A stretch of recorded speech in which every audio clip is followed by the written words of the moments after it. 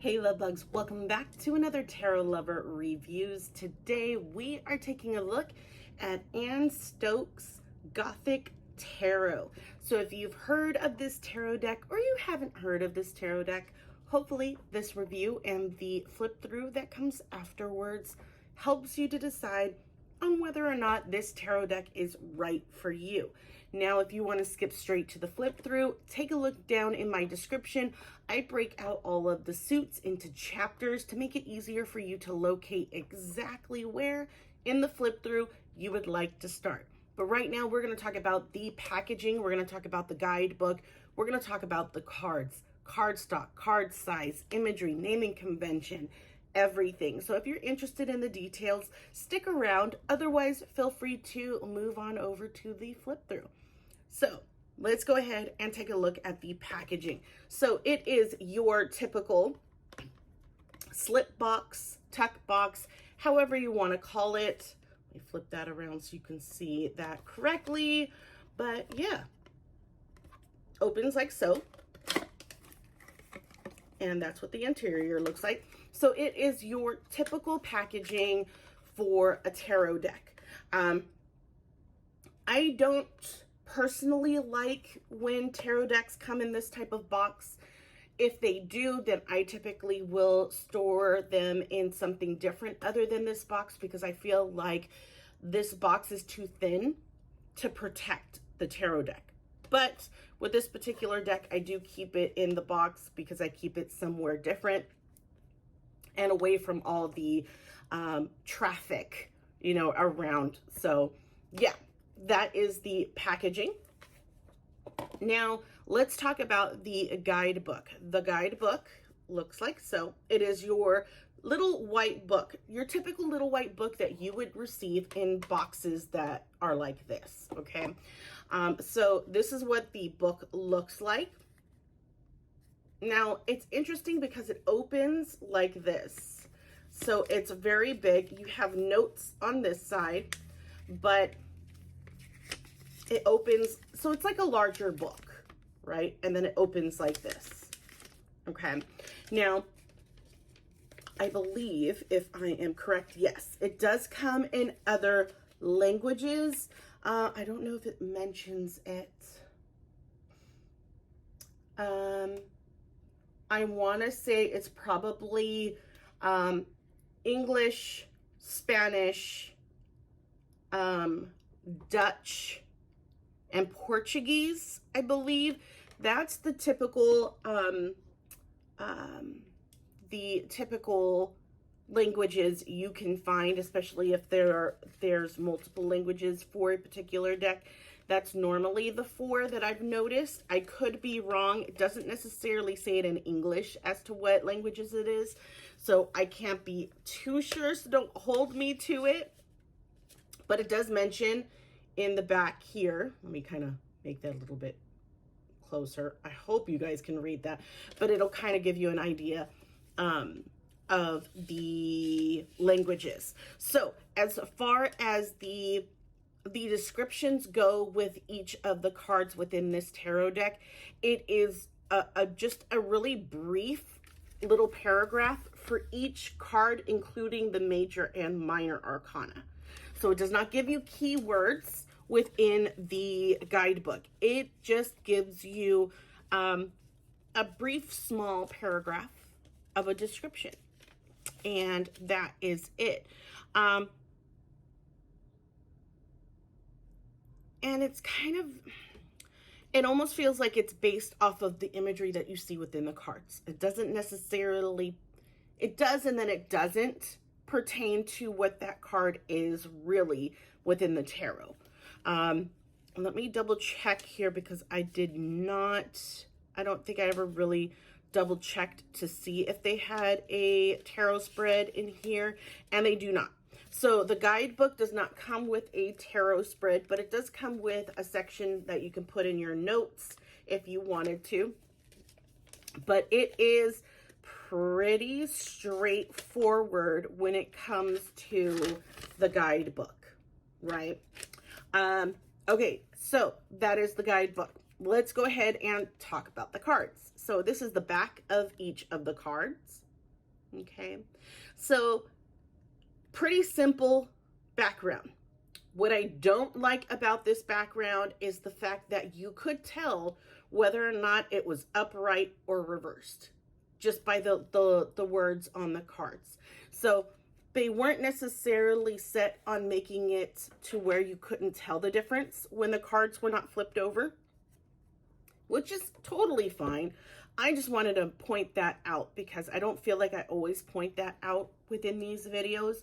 So I feel like I want to mention that because if you read in reversals, and I'm not saying you have to, if you read in reversals, it's going to be very easy for you to notice whether a card is upright or reversed. And I feel like that kind of gives you, yes, it gives you a heads up on how you may end up reading that card when it gets flipped over. And I don't know, I kind of like being surprised, you know what I mean, when I flip over the cards and I find that it's in reversed, you know. But yeah, that I wanted to mention. Now, there is a slight gloss, but for the most part, these are matte cards. But the gloss does kind of make it a little bit slipperier, but I don't find that that's a problem with this particular deck because of the size, which we'll get it into in a little bit. But the cardstock, the flexibility of these cards are fantastic. They are ideal for that riffle shuffle style of a shuffling or a poker shuffle when it comes to this tarot deck. So that's fantastic. I don't technically prefer this cardstock because I feel like it's a little too flexible. If I can bend the cards this much, I feel like that's a little too thin of a cardstock. Some people may say this is perfect because it makes it so easy to shuffle in that poker style shuffle, you know what I mean? But for me, I will change the way that I shuffle a deck based off of the cardstock. So my method of shuffling doesn't determine, you know, what type of cards I prefer, if that makes sense. But I don't really like the thinner cardstock. Yes, it makes it easier to manage, but I like some thickness to my cardstocks because I feel like they will last the test of time. They will last the wear and tear. So that is cardstock. I found that another thing about the cardstock, I find that if your tarot cards are in a box like this, the cardstocks are the same. So if you have any tarot cards that are in boxes like this, because they're typically the same size, so typically the cardstock will be the same, regardless of the deck that you get.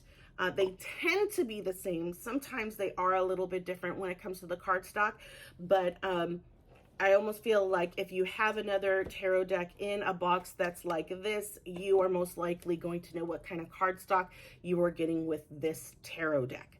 Now, we've talked about that. Let's talk about the size. The size is almost looks like it's a standard, but it's a little bit smaller than your standard tarot card. I have a Rider-Waite-Smith tarot card here to use as an example, and you can see the size difference. So these cards are smaller than your average tarot card size, which is fine because, again, it's easier to handle. When they're a little bit on the smaller side, you kind of have a better grip on the cards, especially when you're shuffling, depending on how you shuffle. So that is the card size. Now let's go ahead and talk about the imagery and the naming convention. So when I talk about this with any of my reviews, I am always comparing them to the Rider-Waite-Smith tarot deck.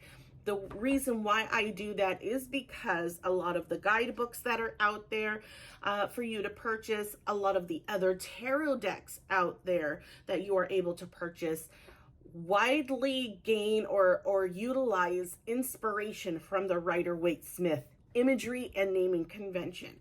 It really helps to know this information, especially if you are a new tarot reader and you started off with the Rider-Waite-Smith tarot deck and you know you're getting used to the imagery.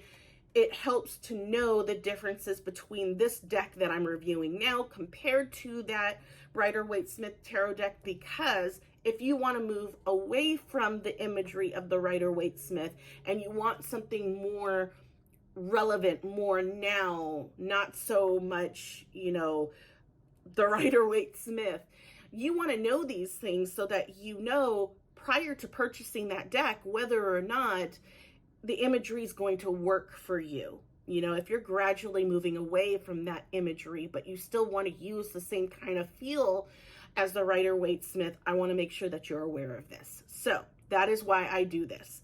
Let's go ahead and talk about the naming convention first before we talk about the imagery. Naming convention compared to the Rider-Waite-Smith is exactly the same. Okay, major arcana is the same, minor arcana is the same. The suits are the same, pentacles, cups, wands, and swords in this tarot deck. I will say, and what I do appreciate with these particular types of tarot decks that cover multiple languages, you will find the names in those languages within the four corners to make it a lot easier for you. I mean, because it has the names on it. So there's another thing. Then they have the names on all of the cards, which is fantastic.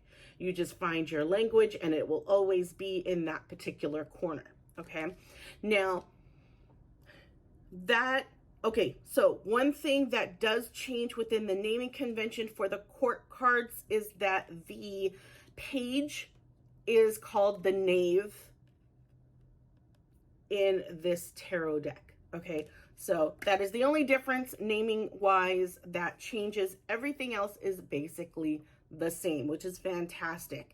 You're able to utilize any guidebooks out there on the market. Makes it a lot easier if you don't necessarily want to use the guidebook. Maybe you want more information. Definitely comes in handy when the naming convention is pretty much the same. Now, let's talk about the imagery. Let's start off with, this is a pip deck. Now, if you do not know what a pip deck means, it means that the minor arcana, specifically the ace to 10, so ace through 10, they do not tell you a story like the Rider-Waite-Smith would. Okay, so if you were to look at, for example, if we were to look at the Eight of Swords, we know in the Rider-Waite-Smith, the Eight of Swords depicts a woman in the center of a ring of swords, right? She's bound, she's blindfolded. That is the typical imagery that you would see within the Eight of Swords. For a pip deck, you only have 8 swords that would show on the picture. There is no storytelling within a pip deck. So here is an example. So in this case, this one, the swords are more like feathers, okay? Which still falls within the swords area because it is air. So feathers, air, it makes sense. You also have that sword to at least let you know that it is a swords card if you don't necessarily want to read the name of it around the corners. So that is how you can tell it is a pip deck. It does not give you a story. And a lot of people, including myself, I'm a very visual learner. I'm a very visual person. So I enjoy being able to look at a card and read the story and pull from the story that's depicted within that card.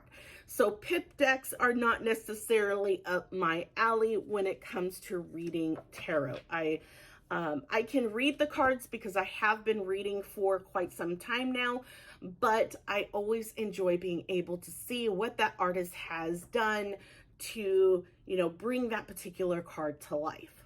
Okay, so that is the one thing that I want to note within this tarot deck, that it is a pip deck.